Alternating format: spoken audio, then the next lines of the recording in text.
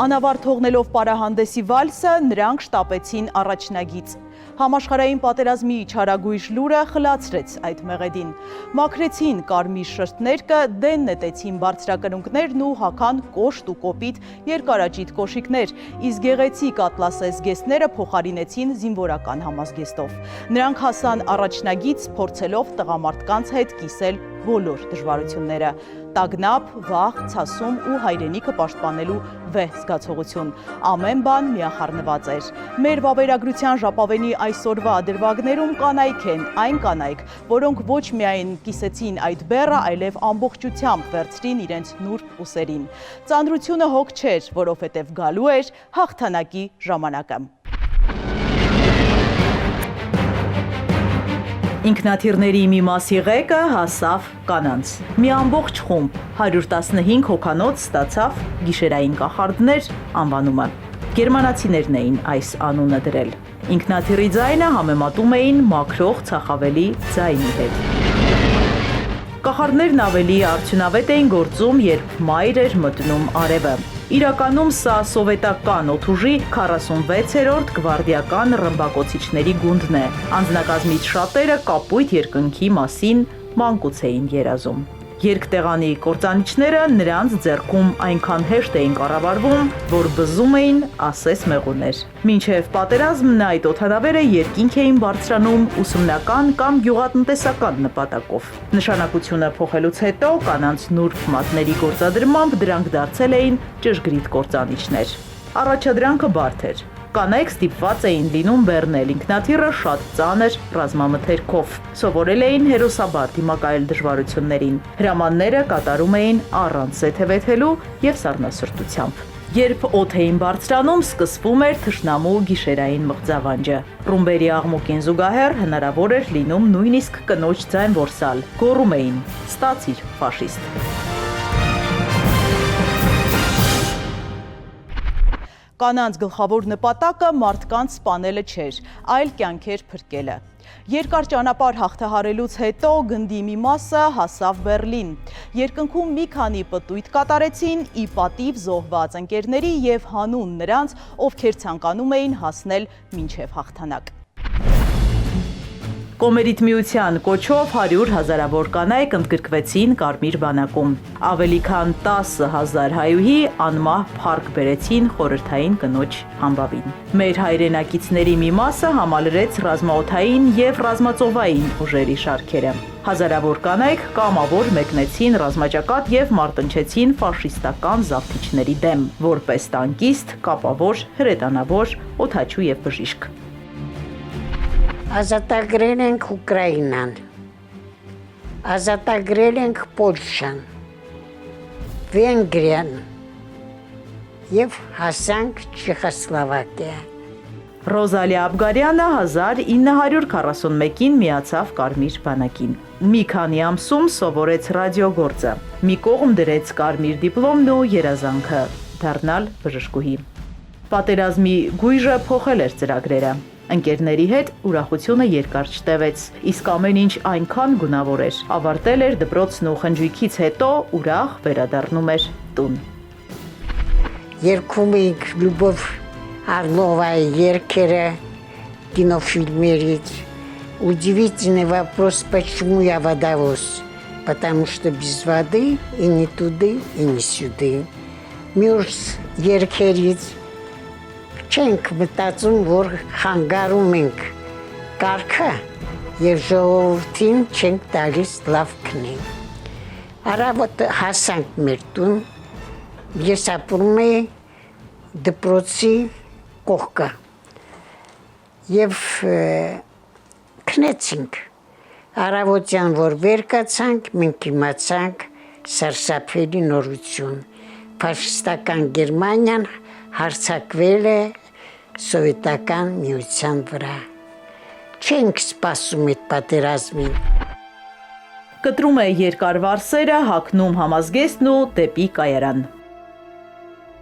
Բեռնատար գնացքը շարժվում է տեղից։ Ճանապարհը հեշտերից չէր։ Հարձակումն օդից էր։ Ինքնաթիռը խորհրդային էր, օդաչուն գերմանացի։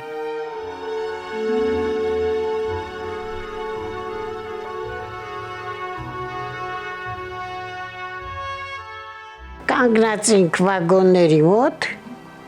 մեկ էլ ինքնաթիրա թռնում մեր վերևը, կարմիր խաչերը բաների վրա, ինքնաթիրի վրա, կանգնած ձերքով ենք հանում, լավա, շատ ցածր է թռնում, բայց որ չսկսեց կրակել այդ օդաչուն, կողքին իմ ընկերոջս էր կանգնած, նայում եմ գլուխը չկա, թռել է գլուխը այդ կրակոցից, արյունը հոսում է ֆոնտանի նման, ես պետք է անցնեմ այդ աղջկա դիակի վրայով, ես էլ եմ արյան մեջ կորը, կարծում եմ, որ այդ Նադյա Պրուիձեի արյունն է, բայց ստացվեց, որ ես էլ եմ վիրավորված։ Գնացքը շարժվում էր դեպի Ստալինգրադ։ Այդ ժամանակ մարտը դեռ չէր թեժացել։ Այդ կռիվը շատ կարևոր էր նաև Հայաստանի համար։ Գիտլերը շատ էր ուզում Ստալինգրադը գրավի։ Ուզում էր, որովհետև նրանք այնքան են հեռացել իրենց սահմաններից, բայց վարելիքի կարիք էին զգում եւ ենթադրում էին, որ Ստալինգրադը եթե վերցնեն, կբացեն ճանապարհը դեպի Բաքու, կլցնեն իրենց պաշարները եւ կշարունակեն պատերազմը։ Նրանք շատ լավ հասկանում էին, որ Վոլգա գետի ճանապարհը ամենաէժան ճանապարհ է։ Այստեղ Երևանի շուրջը թուրքերը տեղավորել են իրենց դիվիզիաները 26 թե ինչքան դիվիզիա են տեղավորել, որպեսզի հենց իմանան Ստալինգրադը գերմանացիները վերցրել են, իրենք ներխուժեն Հայաստանի սահմանները եւ նորից կրկնեն գենոցիդը։ Ստալինգրադում մենք մի որոշ ժամանակ մնացինք, այդ ժամանակ Ստալինգրադը ռմբակոծության էր ենթարկվում, որ հիշում եմ, շատ եմ ազդում։ 1942 թվական խստաշունչ եւ երկար ձմեռ։ Որոշիլովգրադից ստիպված էին նահանջել, ոտքով կտրել ցեխոտ եւ ճահճոտ երկար ճանապարհները։ Ոտքերս սարսափելի վիճակում ուռել են, ցրտահարվել են, մի կերպ հասա ես մեր մասին, այդտեղ փոխանակ գնամ Զորամաս, ես մնացի այդտեղ, որպեսզի ինձ բուժեն, ոտքերս իմս չեն, բուժեցին, բայց ինքս կտրեցին, լավ սիրուն բացին կաունեի շևրո, կտրեցին, ոտքերս ազատեցին, բուժեցին և ձեր սանիտար այդտեղ կար տղամարդ, ձերքը դրեցին մուսիս և ասեց, աղջիկ ջան, դու ուզում էիր բրգեիր քո հայրենիքը, գնա և բրգի հայրենիքդ, և ես հագնելով կիրզովի սապագի կոպիտ սապուկները գնացի իմ Զորամասը, որտեղ ես անցկացրի ամբողջ պատերազմը։ Պատերազմի ժամանակ խիզախ տիկինը հրամաններ էր ընդունում ու հաղորդում, նաև իրենից էր կախված կռվի ընթացքը։ Հրամանատարները անում էին այն, ինչ որ մենք էին իրենց ասում, բայց ինչ էիք հաղորդում, մենք չգիտեինք, որովհետև թվերով էր այդ հաղորդությունը գնում, շտաբն էր հասցնում, այնտեղ շիֆրավարշիկներ կային, որոնք թարգմանում էին և ըստ հրամանի գործում էին։ Նահանջի ժամանակ անցնում էին ավերակների վերածված քաղաքների միջով, ամենուր պայթեցված կամուրջներ էին, արհավիրք։ Մենք անցնում ենք չմշակված դաշտերով, շատ անգամ որ ցեխ էր լինում, կուչիկներն էլ էին կորցնում, բայց իմ ամուսինս էլ էր ֆրանտավի, նա պատմում էր, որ հոգնել էին, գիշերնել էին հետ նահանջում, ձերքը առաջի կանգնած մարդու ուսն էին դնում և քնած այդպես անցնում էին։ Ասում եմ մի անգամ երազումս իմ հորս տեսա, ասեց վեր կաց բալաջան, վեր կաց, մի կերպ վեր կացա, տեսա 5 րոպե, հետո մտան էտեք գերմանացիները, այդքան սարսափելի էր հետ նահանջումը։ 1943 թվական աշուն Ռոզալիա Աբգարյանը մյուսների հետ Նովորոսիսկի մոտակայքում էր։ Ռմբակոծում էին օդից, ջրից, ցամաքից։ Թվում էր, թե հողը ցնցվում է պայթյուններից։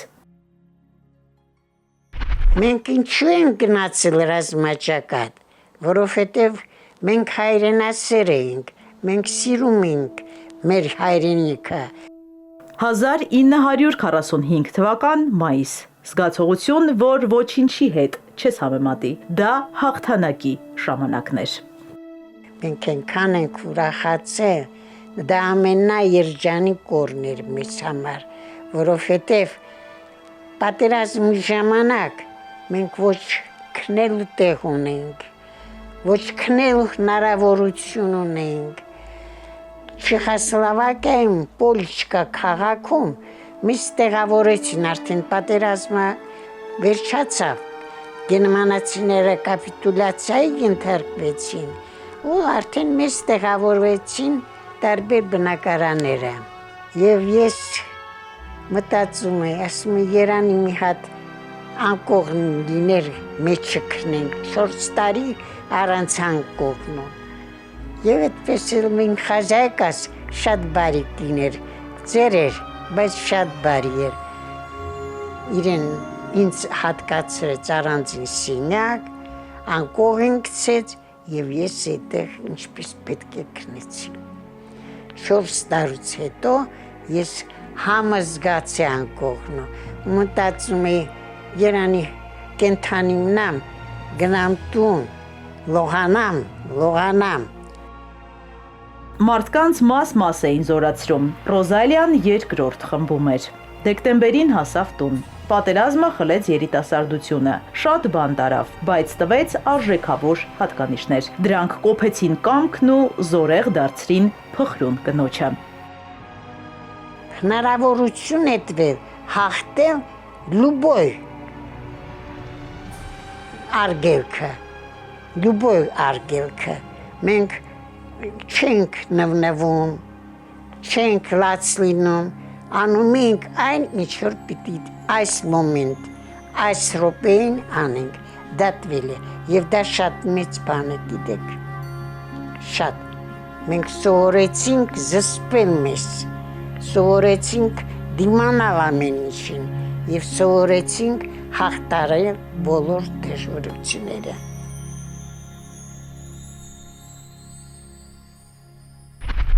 Պատերազմից հետո Ռոզալիան չիրականացրեց բժշկուհի դառնալու երազանքը, ուսուցչուհի դարձավ, սերունդներ կրթեց ու հայրենասիրության դասերը փոխանցեց սաներին։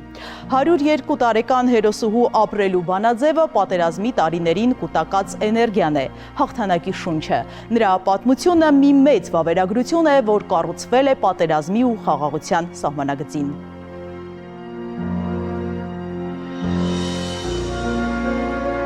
Խորհրդային ժողովրդի արիասիր դուստրերը հերոսության օրինակներ են ցույց տվել Մոսկվայի, Լենինգրադի, Օդեսայի, Սևաստոպոլի, Ստալինգրադի, Կուրսկի, Խորհրդային միության այլ քաղաքների և բնակավայրերի ազատագրման համար մղված մարտերում։ Հերոսական տարեգրության մեջ առհավետ ամրագրվել են Զոյա Կոսմոդեմյանսկայայի, Լիզա Չայկինայի, Ուլիանա Գրոմովայի, Լյուբա Շևցովայի, Մայա Պեգլիվանովայի անունները։ Զոյա Կոսմոդեմյանսկայան Կոմսոմոլուհին դառնում է Խորհրդային միության հերոս։ Գերության ժամանակ հակառակորդին ոչինչ չի պատմել։ Կախաղան է հանվել 18 տարեկանում անհաջող դիվերսիոն գործողությունից հետո։ Մահանալուց առաջ արտաբերած խոսքերը չեն մոռացվել։ Երիտասարդ աղջիկը դեմ դիմաց կանգնելով մահվանը գերմանացիներին ասում է. «Մենք 200 միլիոն ենք, բոլորիս կախաղան չեք հանի»։ Խորհրդային կառավարությունը բարձր գնահատելով կանանց ծառայությունները 70 հոգու արժանացրել է Խորհրդային միության հերոսի կոչման։ Ավելի քան 120,000 կին պարգևատրվել է հայրենական մեծ պատերազմի շքանշաններով ու մեդալներով։ 8,000-ը հայրենական պատերազմի պարտիզանին մեդալով։ 100,000-ավոր կանայք իրենց կրծքին կրել են հերոս քաղաքների պաշտպանության համար շնորհված մեդալներ։ Սոնիկ Սինոյան, այս անունը հաճախ է հանդիպում հերոս կանանց պատմության էջերում։ Հրետանու կապավորը հաճախ է վերականգնել ընդհատված կապը։ Միաժամանակ քաջ հետախույզ է եղել։ Հայտնվելով թշնամու թիկունքում, անշեղորեն կատարելով բոլոր առաջադրանքներն արժանացել է գերազանցիկ հետախույզ կոչմանը։ Թեժ մարտերից մեկի ժամանակ շրջանցելով դուրս գալ կրակային գծից ու վերադառնալ շտաբ հրամանը, մինչև վերջ կռվել է եւ մասնակցել բարձունքի պաշտպանությանը։ Այդ սխրագործության համար արժանացել է Կարմիր աստղ շքանշանի։ Իսկ ահա արդեն 45-ին Դանուբի ափին մարտերից մեկում Սոնյան նռնակներով ոչնչացրել է երկրորդ Վագր տիպի տանկը, 5 հիտլերականի եւ գերի վերցրել 2-ին։ Դրանից հետո միայն մարտկոցի անձնակազմը 4 տանկ է ոչնչացրել ու 25 գերի վերցրել։ Կանանց գալի մասն էլ սպիտակ բանակում էր։ Անգամ ռմբակոծության տակ բժիշկները վիրահատությունը կիսատ թողնելու իրավունք չունեին։ Փլուզումների ժամանակ զինվորներին գրկած հասցրել են ապահով վայր ու վիրահատությունը շարունակել քիչ թե շատ ապահով վայրում։ Ընդհանուր առմամբ վիրավորների 73%-ը վերադարձել է շարք։ Սանիտարից մինչև գլխավոր վիրաբույժ։ Հիպոկրատի երդման նվիրյալները ռմբակոծության տակ վիրահատություններ էին անում եւ վիրակապ դնում կրակահերթի ժամանակ։ Ականների տարափի տակ կին բուժաշխատողները նույնիսկ նետվում էին ամենավտանգավոր վայրերը, բժշկական առաջին օգնություն ցույց տալիս մարտիկներին։ Կազմակերպում նրանց դուրս բերումն առաջին գծից։ Մի ձեռքին զենքը, մյուսին բժշկական պարագաներով ճամպրուկը։ Դիրքից դիրք էին անցնում, կյանքեր փրկում։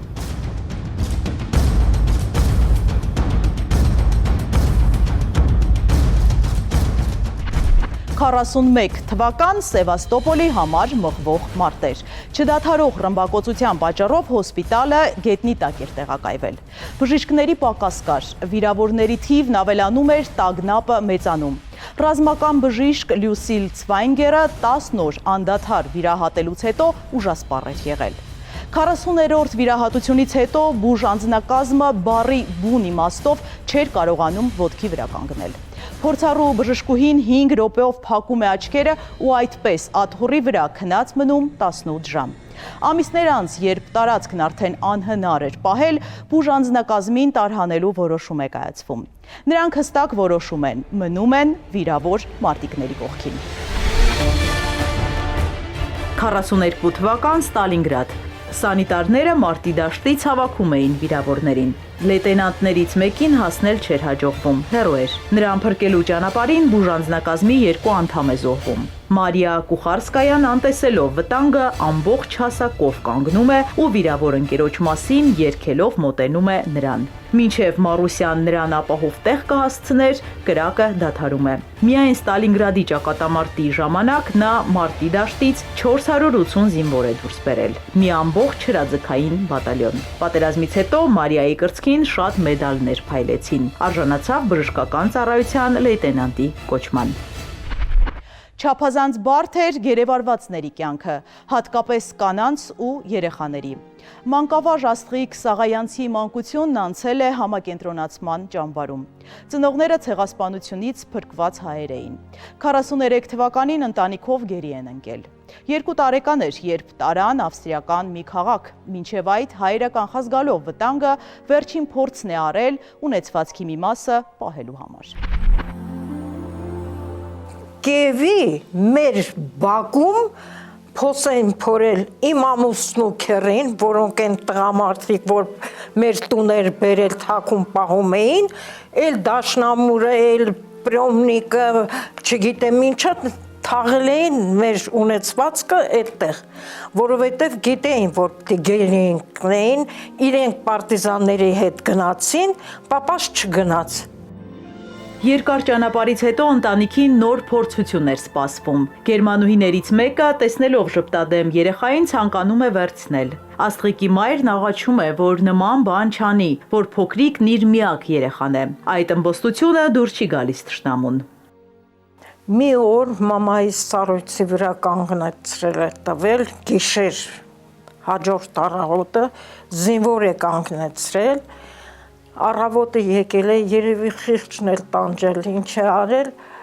ասել էլ դե որ այդպես է, ես ամբողջ առավոտյան կտանեմ, ցերեկը կպահեմ, երեկոյան բերել կտամ տունդ։ Տեսնելով մոր տառապանքը Գերմանուհին խղճում է հուսահատ կնոջը։ Ցերեկը երեխային իր մոտ է պահում, երեկոյան վերադարձնում։ Իսկ հայրը հարկադիր աշխատանքի էր Բերլինի հանքերում։ Հուսահատության օրերի միակ ուրախությունը ընտանիքի հետ կարճ հանդիպումներն էին։ Եկել է պապաս, մարդը տեղի ղեկավարը այդ հանքերի թեյեսի մինչերի նորից ուզեցել է դեռ կես ժամ չհանգստացած, մի ժամ նորից ասել է գնա աշխատանքի, որ ասել է նոր եմ եկել, էլի ինչ կլինի, դե ես էլ փոքր երեխա եմ, ինքն էլ շատ կարճ է ինձ տեսել, կարճ ժամանակում, ասում քիչ էր մնում կրակեր, մամաս ասում հորդ սպաներ, ես ինձ գրկել է մամաս, պապայիս դիմացը կանգնել է։ Մայրը երկաթուղում էր աշխատում, սակայն առողջական խնդիրների պատճառով տեղափոխվում է խոհանոց։ Մայրիկս ասում եմ, ես ճաշարանում էի աշխատում, դե կարտոշկա էինք մաքրում, էփում էինք, շատ շորեր է հագել, վերջինի վրա է ասում տակ բան, բերում էի կոնցլագեր հետ, որտեղ իրանք բոլորը միասին քնում են կանայք, ասում հանում էի, ասում էի շուտ կերեք, քանի հոտը չի ընկել, թե չէ որ կան հոտը ընկածալնի, ինձ կսպանեն։ 1945 թվականն այս ընտանիքի համար առանձնահատուկ նշանակություն ունի։ Մեծ հաղթանակը նաև ազատություն բերեց, բայց տուն չվերադարձան, եկան Հայաստան։ Դպրոցը գերազանց ավարտելուց հետո Աստղիկը ցանկանում էր քիմիայի ֆակուլտետում ուսանել, բայց լսելով հոր խորհուրդը պատմաբան դարձավ։ Հիշում է, հաճախ էր հոր համար մեր պատմության փառահեղ էջերը թերթում։ Հետո արդեն դրանք իր աշակերտների համար էին։ 30 տարուց ավել աշխատել եմ դպրոցում, փող տնօրեն։ Դպրոցը բացում էի ես, փակում էի ես։ Ինձ ասում էին քանաքեռի Լևիտան։ Միաժամանակ սովորեցրել եմ, որ մարդ եղեք։ Եթե մարդը վատ է ապրում, դու կարիք ունես օգնելու, օգնիր, թեկուզ մի ռուբլի, թեկուզ մի կտոր բան, և այդպես են իմ թորները հիմա։ Տիկին Աստղիկը հիմա վայելում է զավակների, թորների ու ծոռների ջերմությունը։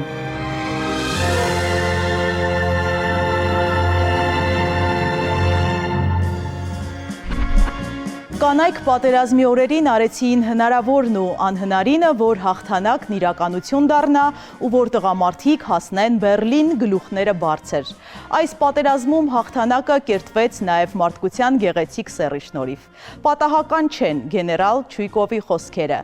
Երբեք ոչ մի պատերազմում կանայք այնպիսի դեր չեն խաղացել, ինչպես հայրենական մեծ պատերազմում։